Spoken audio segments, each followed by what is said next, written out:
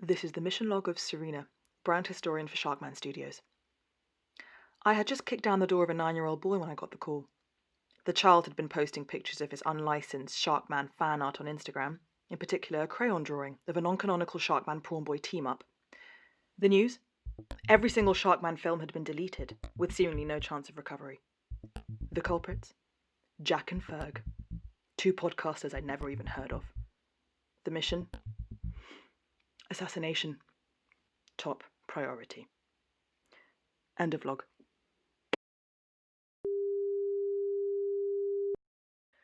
Mission log 2.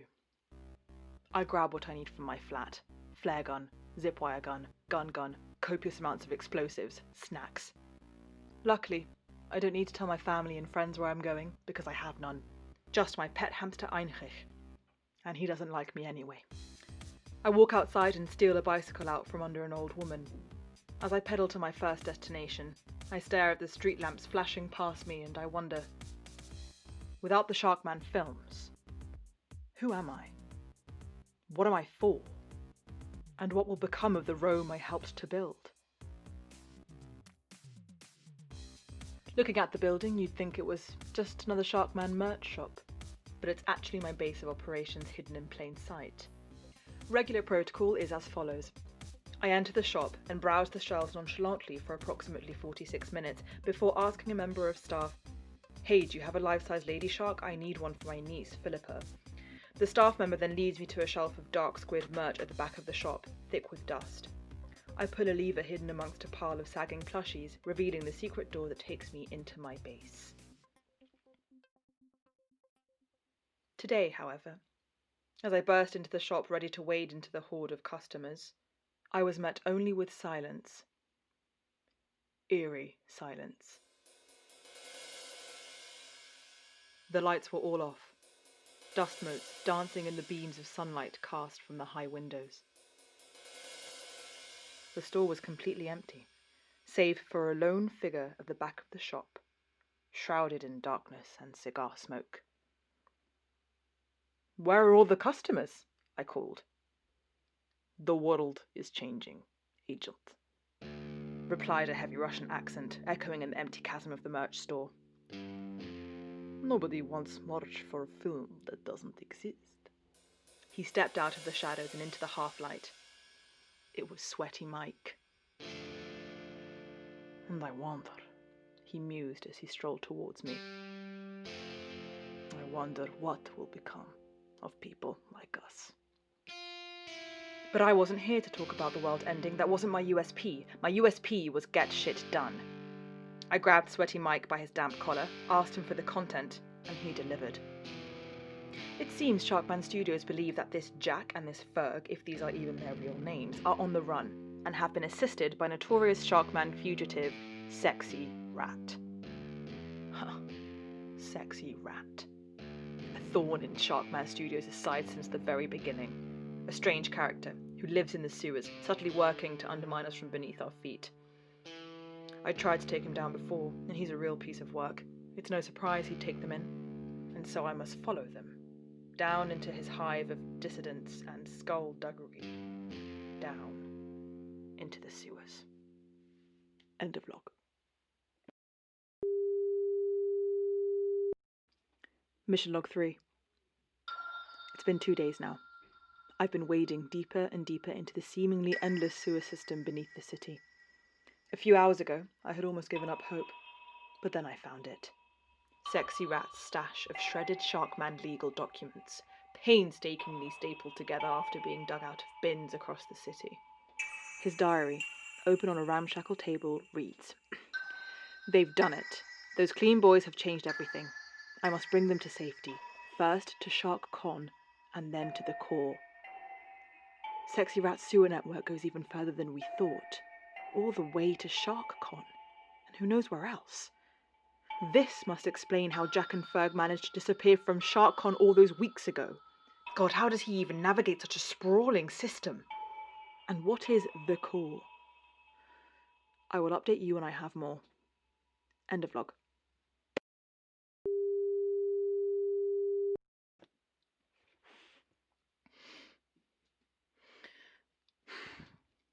Mission log 4.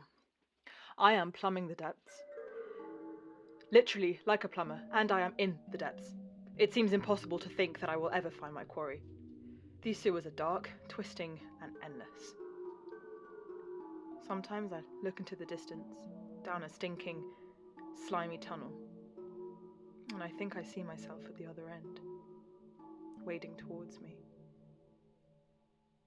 Still, there has been progress. In one particular tunnel, I found a crushed apple juice carton and an old, ragged Dr. Dinosaur plushie. In another, where they must have rested for the night, it looks like one of the fugitives has tried to scrawl a timeline for all the films in the Sharkman universe. But he seems to have got the names of a lot of them wrong, and the order is out of sync. At least I think it is. Is it Prawn Boy? Or is it Shrimp Boy?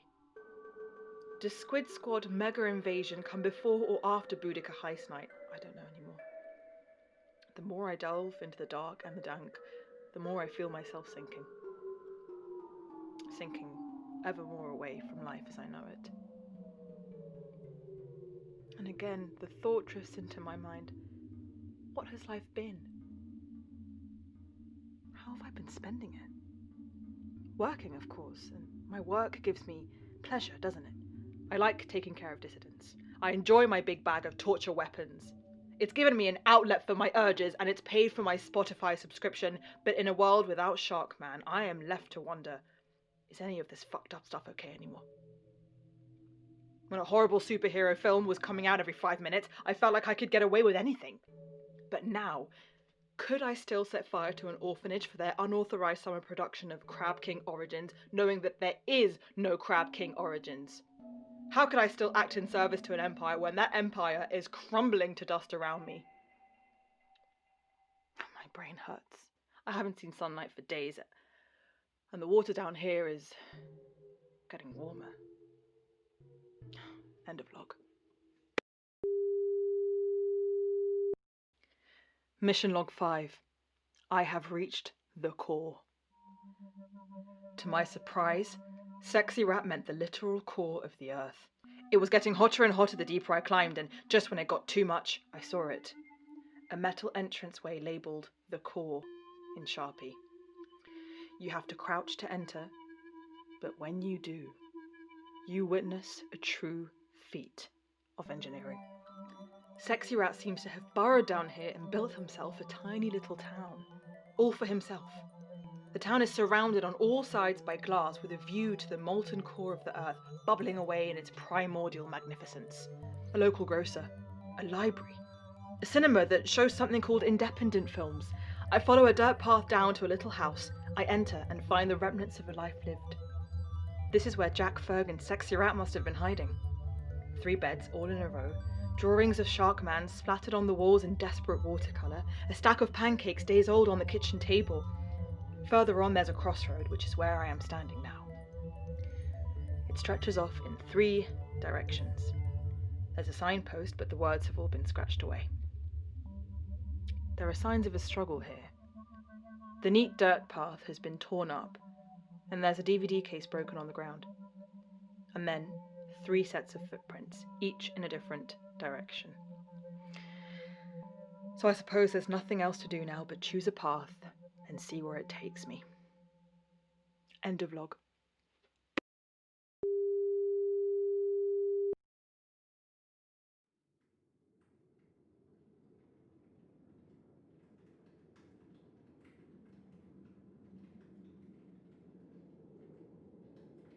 Mission log 6.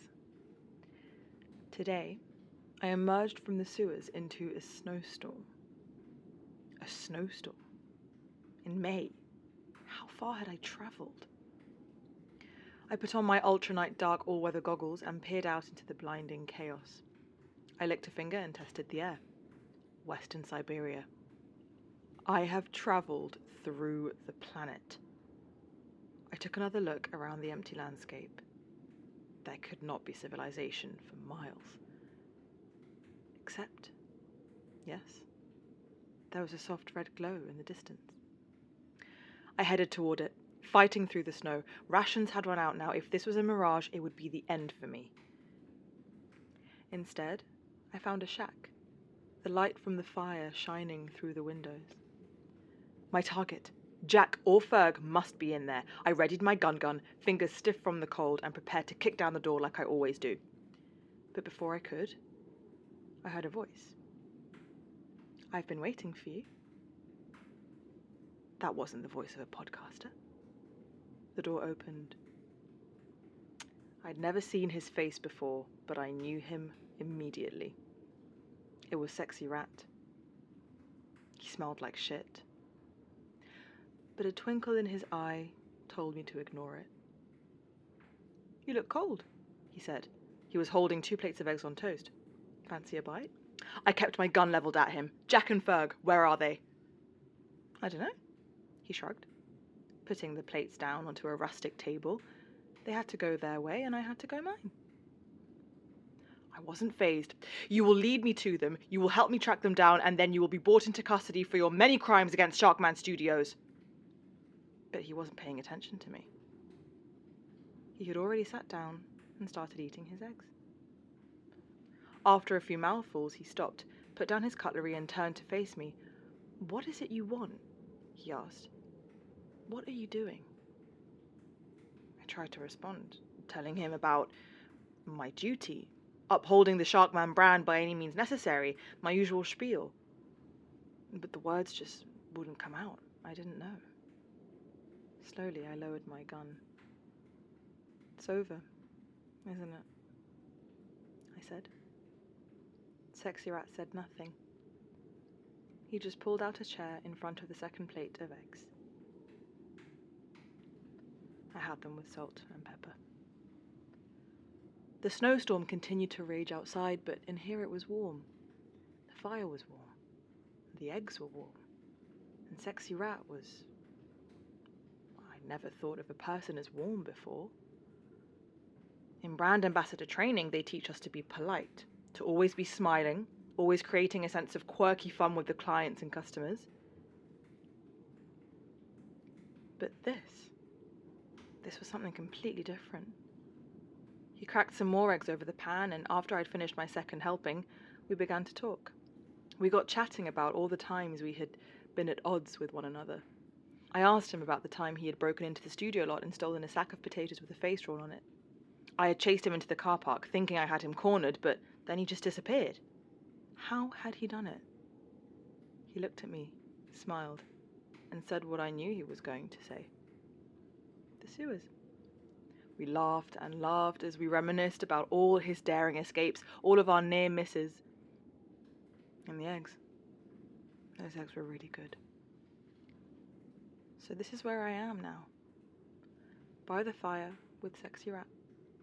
Me, a brand-focused corporate assassin. Him, a strange sewer man. Who would have thought we might share a round of eggs on toast? As I record this, Sexy Rat is picking up his banjo and has started to play. The fire roars. I've turned off my pager. The world through the window is dark and swirling with change. Who knows how the snow will settle? I don't know what's next. What am I going to do? What is my life after Sharkman? Will I find another job where I can kill and torture as much as I want, maybe? Who knows? Someday I'll find out. But for now, I think I'm just going to stay here and listen to the music. Sexy Rat, do you mind if I crack the window open a bit? You smell so bad. You smell horrible. End of vlog.